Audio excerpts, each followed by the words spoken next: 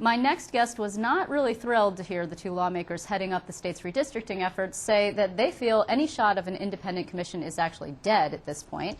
He is Dick Dadey. You have seen him before. He's the executive director of Citizens Union. Today he joined with other good government groups to urge Governor Cuomo to call a special session to address redistricting. It's nice to see you. Nice to see you, Liz. And so the governor has responded how to that call? Well, we haven't actually called upon the governor to call a special session. We've asked the legislature to come back on its own in special session. Can they do that, actually? Yes, they can. They can. Yeah. Oh, okay. Yeah. And the response has been not so much. Well, there has been no response, but it's only, one day. And given where I think we ended up with the issue, there is a real possibility that they'll need to come back because the governor has made it very clear. He did not negotiate away the veto, as some thought he might, in trying to win other parts of his legislative agenda. And so they need to come back. Otherwise, this process that they began today is going to end up in the trash can. I mean, the governor's going to veto the lines that are drawn by Latford. He made that very clear. This is very interesting because I actually heard an interview recently with Mike Gianaris, a former assemblyman, now senator, who's been championing this issue for a long time. And he said, look, if it goes to a special master, which means it goes to the court, which it has done now twice, correct, he would prefer that, a veto and then subsequently a special master, to a politically controlled process. I mean, do you agree with that statement? At the end of the day, yes. You do. But it would be a missed opportunity to bring about structural reform, which is why we're pressing for the special session and the creation of an independent Dick, these commission. guys actually did it like lions' work, yeoman's work when it comes to reform. Not actually praising them, and because I'm not necessarily, but to get them to sign off on the ethics bill, which everybody knows and we have discussed is not the panacea that you would hope for, but nevertheless move the ball forward. To get them to do that was a huge lift. Now you're asking them to take away the control over their destinies, and they're never going to say yes to that. Yeah, but they said yes when they were campaigning for office. Theoretically. But they made commitments to their voters. They did. And the voters are going to wonder why they didn't pass this and why they didn't create an impartial panel to draw the lines. Yeah, but when you look at the polls, and we have had this discussion before, the voter, and you say to the voters, what about these issues are you concerned about? Redistricting reform is not high on the list. They care about jobs, they care about taxes, they used to care about gay marriage, but that's obviously been taken care of. I mean, it's among the top 5, but it's in like low double digits. Yeah, but the bandwidth now has been created for an issue like redistricting reform to come forward because ethics is done, because marriage equality is done, because the property tax cap has been established. So there is room now at the table for us to address this issue.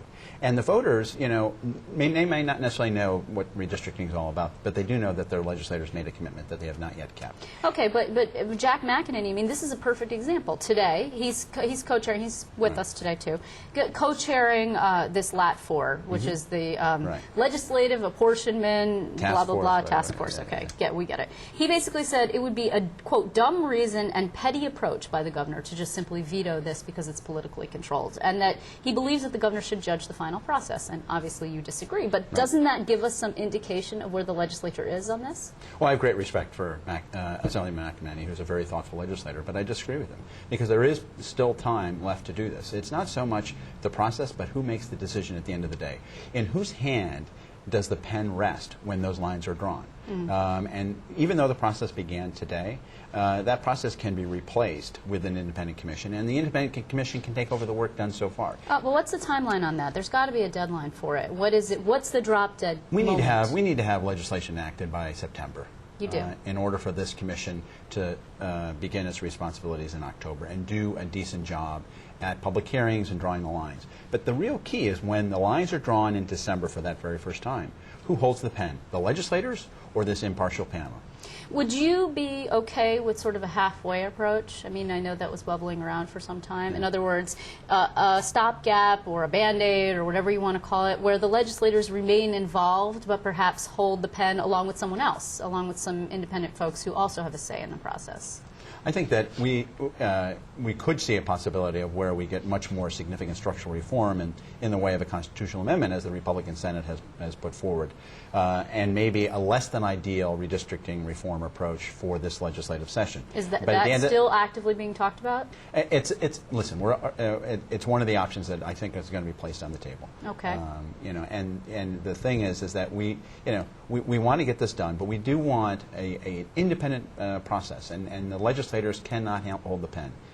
They really can in order for us to have trust in this. Okay, so it needs to be happening by the fall. We know that the Senate's going to come back at some point to deal with the healthcare exchange, right? Because they punted on that, and there's a deadline on that too. And they've got to come back and approve the PEF contract. Right, and the PEF contract, exactly. So we're still waiting to see what's going to happen with that. Actually, both houses have to come back and do PEF, if I'm not mistaken. Correct. There was no contract for PEF. There was one for CSEA.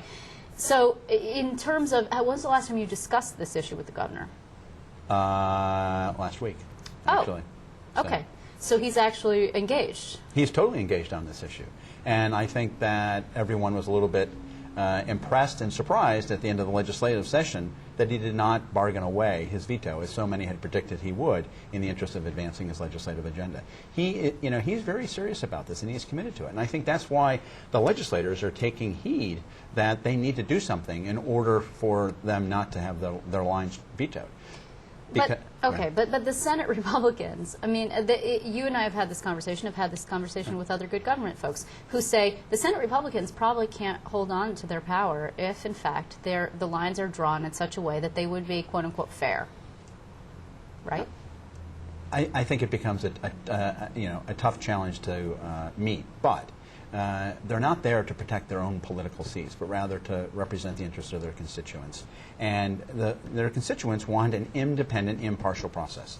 And I think that they can be drawn in a way that will create competitive seats. And I think Republicans and Democrats come out ahead when there's competitive elections and issues are raised and discussions are debated, or issues are debated in a way that engages the public. What's interesting is that the good government community was actually very laudatory of the governor throughout this entire 6 months that we saw, right? With the exception now that we see of the special election issue.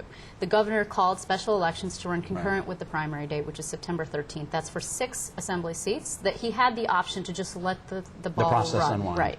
Not for Anthony Weiner's seat. That's a little bit of a different story. He's constitutionally mandated, is my understanding, to do that. Okay, so you recognize that. And yet you are disappointed, as is the New York Times, which actually has been quite critical of the governor. But what would you have had him do specifically going forward?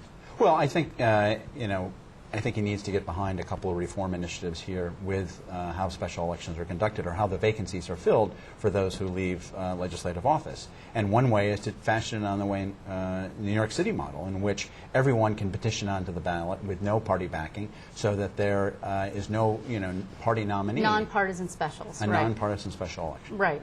Is there legislation in Albany right now that's pending that would do that? No, there is not. No. So there is at this moment no reform legislation to change the way special elections are structured at the state levels. Correct. That's right.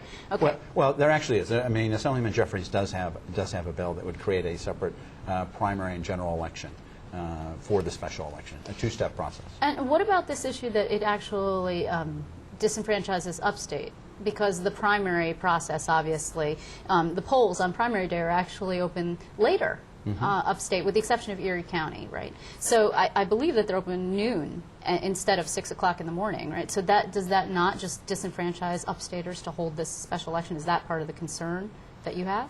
Well, I think when you have a nominee that essentially is appointed by the party boss, you're disenfranchising the voters because you're limiting the choices that they have. So regardless of the scheduling, whenever the election is held, you're disenfranchising the voters because of the limited choices they're presented with. Okay, but overall, you're actually pretty pleased with the governor. This is sort of like a little bit of a blight, a little bit of a bruise on the apple, if you will. Otherwise, it's a slight bruise. I mean, we are disappointed, but he had a tremendous and historic legislative session, and I think that it gives us hope that with his strength and his leadership and his power, that he's going to be able to get the parties together to solve this issue of redistricting reform. Okay, well, obviously we're following it, and it's pretty fascinating. We did a whole week last year, so maybe we'll do it again. I want to thank you very much, Dick Dadey, for coming in.